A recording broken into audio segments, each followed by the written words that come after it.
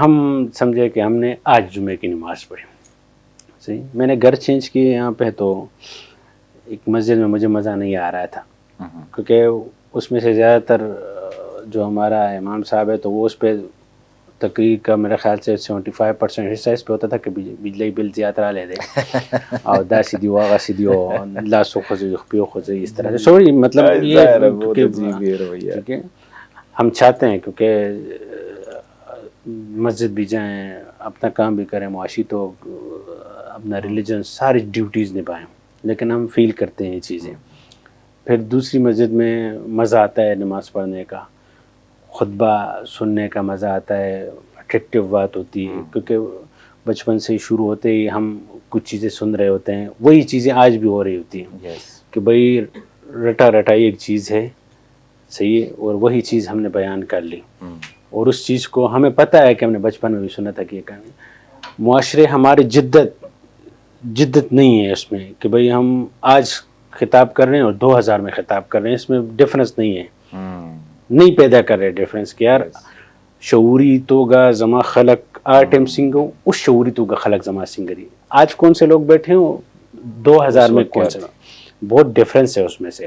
صحیح بات ہے. ابھی آج آپ 5 منٹ دور کی بات 2 منٹ زیادہ کرے تو ہر بندہ گھڑی کو دیکھے گا اور آپ کو دیکھے گا. ایسا ہی ہے جی. ایسا ہی ہے. مجھے یاد ہے کہ 1:30 بجے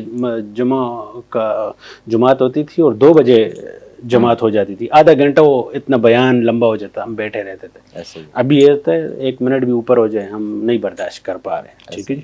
لیکن آج کی آڈینس کے مطابق آج کے لوگوں کے سامنے مطلب ہم بہت سی چیزوں سے دور ہیں. کیا ٹیکٹس ہیں کہ ہمیں اپنی طرف رائب کریں, کیا اٹریکشن ہونی چاہیے کہ میرا دل کرے کہ میں آپ کے پاس بیٹھوں, آپ کو سنوں. جیسے آپ نے پوچھا مجھ سے کہ یار پچھلے جمعے آپ نے خطبہ سنا, میں نے کہا مجھے یاد نہیں ہے. ٹھیک ہے, کون سی بات ہوئی آخر میں مجھے اتنا یاد, آپ کو چترال والا یاد رہ گیا. ٹھیک ہے جی. آپ دیکھیں نا دونوں چیزیں جو دل میں آپ کا بیٹھ گیا, دماغ میں بیٹھ گیا, کیونکہ آپ کو سکون ملا, راحت ملی, آپ نے دل سے ادائیگی کی, مزہ آ گیا, آپ کو یاد ہے. مجھے وہ لمحہ یاد ہے, وہ جانا یاد ہے, ٹرن یاد ہے, اترنا یاد ہے, پی ایس او پمپ یاد ہے, پی ایس او پمپ میں برگر کی شاپ مجھے یاد ہے, ساری چیزیں یاد ہیں. ٹھیک ہے, یاد ہے مجھے. پلیز دیکھیں مسئلہ وہیں پہ آتا ہے کہ قرآن اور دین جو ہے وہ ہر دور کے لیے تھا, لیکن ہماری تنگ نظریوں نے, ہمارے یہ فرقہ واریت نے, جیسے آپ نے پہلے سوال میں بھی کہا, یہ نیلی ٹوپی اور کراکول اور سبز ٹوپی اور ان چیزوں نے ہمارے دین سے نا ہمیں آپس میں ہی وہ کر دیا. کیوں نہ میرا عالم دین اتنا ایجوکیٹڈ ہو کہ وہ پیرلل ورڈز پہ بات کر سکے, وہ ڈائمینشنز کو سمجھ سکے. مثلا ایک چھوٹی سی بات میں اسی سیناریو میں آپ کو بتاؤں. آپ نے سنی ہوگی یہ بات کہ حضرت عمر فاروق رضی اللہ تعالیٰ عنہ نے ساریہ کو آواز دی تھی اور اس نے 2 مہینے کی مسافت پہ وہ بات سن لی تھی. کیا وہ کوئی لاؤڈ سپیکر سسٹم تھا کہ جو اتنی بڑی آواز تھی, کیا راستے میں سارے لوگوں نے وہ چیخ سنی تھی؟ نہیں. ٹھیک ہے, اس کا مطلب یہ ہے کہ ہماری یہ ڈائمینشنز جو ہیں, ٹھیک ہے, اس وقت میں 3rd ڈائمینشن میں ہوں, جنات شاید 4th میں ہے. ٹھیک ہے, ایک پردہ ہے میرے اور اس کے اندر, وہ فرشتہ شاید 5th ڈائمینشن میں ہے اور موجود ہے سو میرے کندھوں پہ, میرا ایمان ہے. ٹھیک ہے, جنات یہاں پر بھی موجود ہیں, ہر جگہ, ہر ایک کے درمیان میں, اور ہر ڈائمینشن والا اس سے نیچلی والی ڈائمینشن کو پورا دیکھ بھی رہا ہے, اس کو کنٹرول بھی کر رہا ہے. مثلا یہ گلاس آف واٹر میرے پاس ہے, اس کے اندر حیات ہے, اس کے اندر ایسے جراثیم یا ایسی چیزیں زندگانی ہے نا کہ جو اس میں لائف ہے. بعض ایسے حشرات ہیں, حشرات الارض ہیں کہ جن کا لائف سپیم ہی چند گھنٹے ہے, پیدا ہوئے, بچہ پیدا کیا, پھر مر گئے, اور وہ چند سیکنڈز میں ان کی زندگی, یعنی کچھ لمحوں میں ہو رہی ہے. کچھ ہیں جن کا 1 ہفتے میں پورا لائف سائیکل چینج ہو رہا ہے. جو اس کے اندر زندگی گزارنے والا جاندار اللہ نے پیدا کیا, وہ مخلوق ہے. میں اس کو خودبین کے ساتھ دیکھ سکتا ہوں, جی میں اس کی زندگی پہ عمل کر سکتا ہوں, وہ اس کے کانوں کی فریکوینسی ہی نہیں ہے کہ وہ مجھے سن سکے. ادروائز میری بات اتنی اس کے لیے تیز ہے کہ شاید اس کی میری آواز سے ہی موت ہو جائے, لیکن اللہ جل شانہ نے اس کی جو ساؤنڈ سسٹم ہے اور فریکوینسی میں اتنا فرق رکھا ہے کہ میری آواز وہاں تک وہ سن ہی نہیں سکتا. اب یہ بڑا انٹرسٹنگ ٹاپک ہے, اب کیوں نہیں کرتا میرا مولوی یہ بات. اب اس وہ کس وقت جگ سے گلاس میں آیا, کس وقت گلاس سے میرے منہ میں گیا, کس وقت معدے میں گیا, اور کس وقت اس کی زندگی ختم ہوئی, اسے میرا نہیں پتا.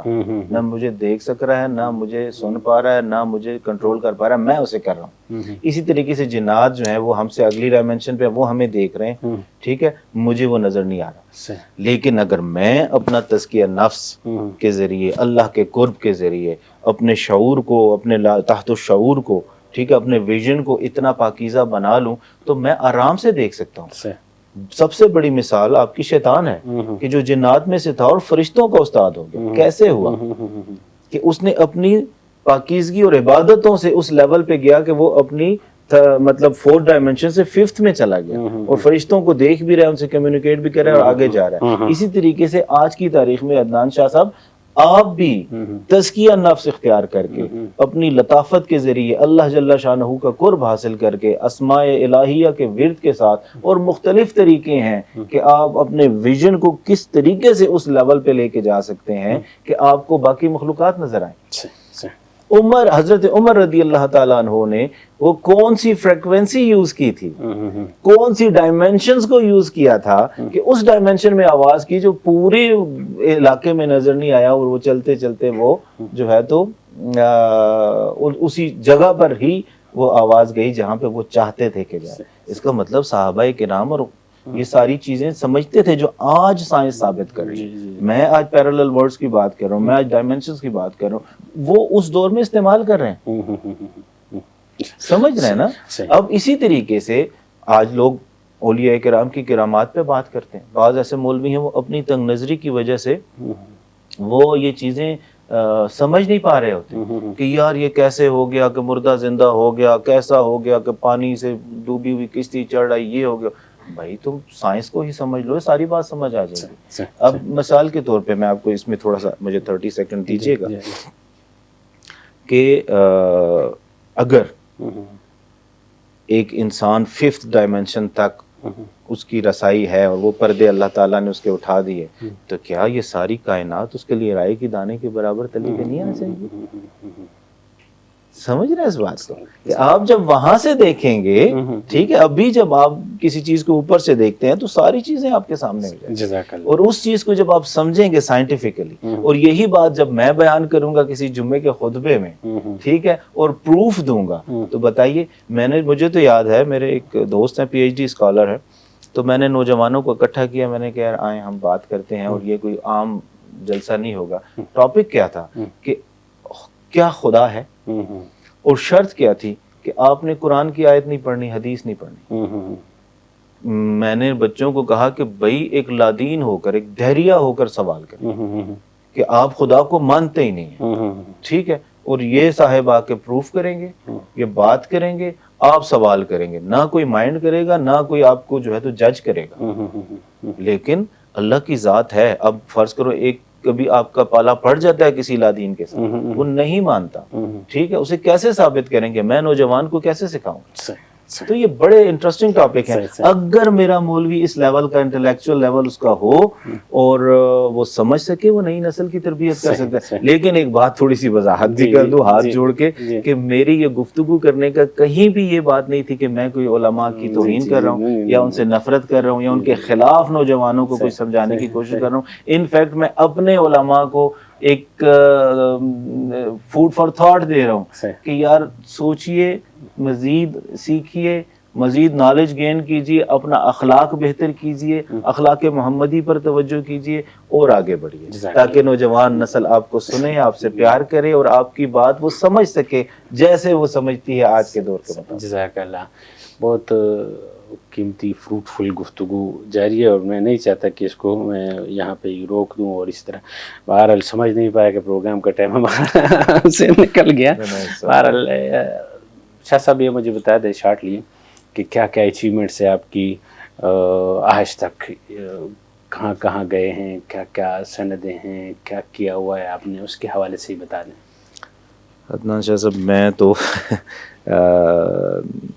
ایک عام سا بندہ ہوں، لیکن بہرحال ایک نوجوانوں کو تربیت کے لیے بھی بتا دوں کہ جب آپ سے کوئی انٹرویو میں یا کبھی گفتگو میں کوئی پوچھے جی ویورز کو آپ کو بتاؤں، تو اس کو یہ اس طرح نہ کہا کریں کہ میں بڑا عاجز ہوں، میں نے تو کچھ نہیں کیا اور میں تو یہ بھی ہوں. نہیں، دو ٹوک اپنا تعارف دیا کریں، کیونکہ آخر میں آپ نے وہ بتانا ہی ہوتا ہے. جی تو اسی جو میں لوگوں کو سمجھاتا ہوں، لیڈرز کو سمجھاتا ہوں، جی تو مجھے بھی جو ہے تو عاجزانہ طریقے سے پیش کرتے ہوئے میرا خیال سے ہچکچانا نہیں چاہیے. الحمدللہ جی میری 14 کتابیں شائع ہو چکی ہیں، ماشاء اللہ ماشاء اللہ. اور میرا خیال سے ابھی یہ آپ کے یہ تصویریں چل رہی ہوں گی کہ کتنے چینلز پہ اللہ تعالیٰ نے مجھے عزت دی، نیشنل اور انٹرنیشنل لیول پہ. ٹیزڈن کے نام سے یورپ کا ایک جرنل ہے جو میری این جی او کا چیئرمین تھا، آندرے بان ان کا نام ہے، وہ 4 دفعہ پاکستان آ چکے ہیں، ابھی 5ویں دفعہ آئیں گے. تو ان کے رسالے میں میرے بہت زیادہ آرٹیکل شائع ہوئے. ماشاء اللہ. ماہنامہ الحسن جس کا میں نے عرض کیا آپ کو کہ میٹرک کے بعد میں نے اس میں جو ہے تو خدمات سر انجام دیں، وہاں پہ الحمدللہ اب تک میں لکھ رہا ہوں، سینکڑوں میرے آرٹیکلز اس میں لگ چکے ہیں. فل پیج آرٹیکل نیشنل اخباروں میں ملٹیپل ہمارے جو ہے تو جا چکے ہیں. اس کے علاوہ میں نے ایک انٹرنیشنل ادارہ بنایا ہے، احسان و سلوک، احیاء احسان و سلوک، اس کا میں چیئرمین ہوں، جس میں ہم یہی چیزیں سمجھاتے ہیں کہ کس طریقے سے آپ اپنے رب کی قربت میں جا سکتے ہیں، اپنے اخلاق کو بہتر کر کے معاشرے کے لیے رحمت بن سکتے ہیں. اس کے علاوہ میں نے جو ریسرچ اکیڈمی بنائی حضرت جلال الدین سرخوش بخاری، اس پہ ہم اب تک 113 کتابیں ڈھونڈ چکے ہیں دنیا کی، جس میں جلال الدین سرخوش بخاری کی پرسنالٹی کے اوپر انہوں نے بات کی ہے. اور ہمارے اس ادارے کی طرف سے 700 سال میں پہلی دفعہ ان کی سوانح حیات شائع ہوئی، ان کے جو لیٹرز تھے ان کو ہم نے شائع کیا. ان کے اوپر مدینہ یونیورسٹی کے لینگوسٹک ڈپارٹمنٹ میں ایک لیٹر تھا جو ہمارے بزرگوں نے لکھا ہوا تھا، انہوں نے اس کو اپنے اسٹوڈنٹس کے لیے لگایا ہوا تھا کہ یہ دیکھیں ایک اجمی بندہ کتنی اچھی عربی لکھ رہا ہے. تو وہ چیزیں ہم نے ڈسکور کی. بنگلہ دیش سے ہمیں لیٹرز ملے. اسی طریقے سے آپ کی جتنی بھی ریسرچ بکس تھیں دنیا کے کہیں 18 ممالک سے ہم نے وہ ان کے کاپیاں جو ہے تو ریسیو کی. انصاب کے اوپر میں یہ سمجھتا ہوں کہ اللہ تعالیٰ کا فضل ہے، کچھ دوستوں کی محبتیں بھی اس میں شامل حال ہیں کہ 13,000 قلمی نسخے ہیں جو نسب پر اور شجرہ جات پر ہمارے پاس ہیں الحمدللہ. پورے پاکستان کے جو نقوی بخاری سادات ہیں وہ رابطہ کرتے ہیں اکثر ان چیزوں کے حوالے سے. اس کے ساتھ ساتھ جو ہے تو میں نے ایک گلوبل مینٹرشپ انسٹیٹیوٹ کے نام سے ادارہ بنایا ہے، جس میں ہم اس بیزی ورلڈ میں جو پیرنٹس بہت مصروف ہیں، مائیں مصروف ہیں، وہ باہر رہ رہے ہیں، چاہے یورپ، امریکہ اور کینیڈا وغیرہ میں، اور وہ اپنے بچوں کی تربیت اور اخلاقی تربیت کے لیے ان کے پاس ٹائم نہیں ہے. یا ہمارا ایلیٹ کلاس ہے اسلام آباد وغیرہ میں، لوگ اپنی جابس کے لیے شفٹ ہو گئے ہیں اور وہ نانا دادی اور اس ماحول سے بچے دور ہیں کہ ان کی اخلاقی تربیت ہو سکے.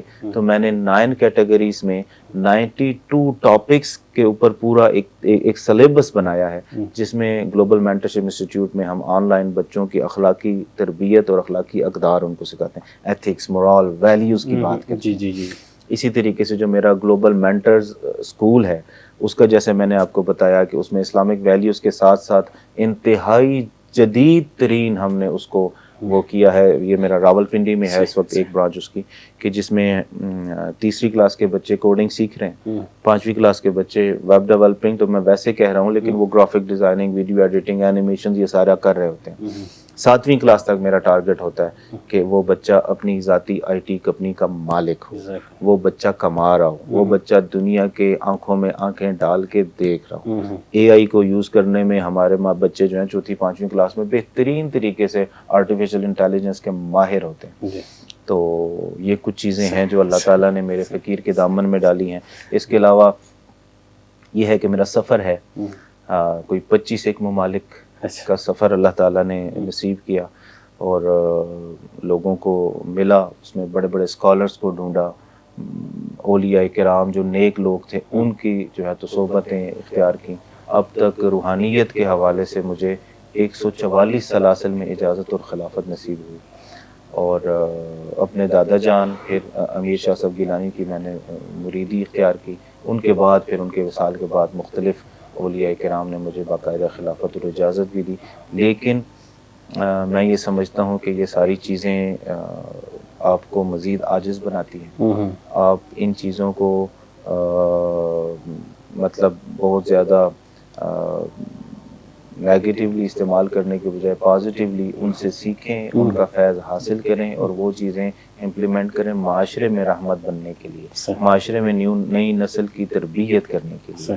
تو یہ چند ایک چیزیں ہیں جو مجھے یاد رہیں، باقی شاید کچھ اور بھی. بہت شکریہ جی، آپ نے اپنا قیمتی وقت ون ٹی وی کو بخشا، اور انشاءاللہ امید لرو چې نیکسٹ ټایم به چې کوم دی نو ستاسو د چې څومره پوهه ده دې نه چې کوم دی نو خلک چې کوم دی نو خبر کو، او ډېره زیاته مننه تاسو چې کوم دی نو ون ټي وي ته راغئ. Thank you very much. So nice جی، آپ کا مہربانی، آپ کا احسان ہے کہ آپ نے اس قابل سمجھا، اور افغان ٹی وی میں سمجھتا ہوں اس دور میں بہت اچھا کام کر رہی ہے.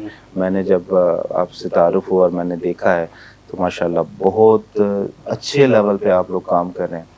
اللہ تعالیٰ آپ کو اسی طرح مزید عوام کی خدمت کرنے کی توفیق عطا فرمائے، مزید ترقی نصیب فرمائے. بہت شکریہ.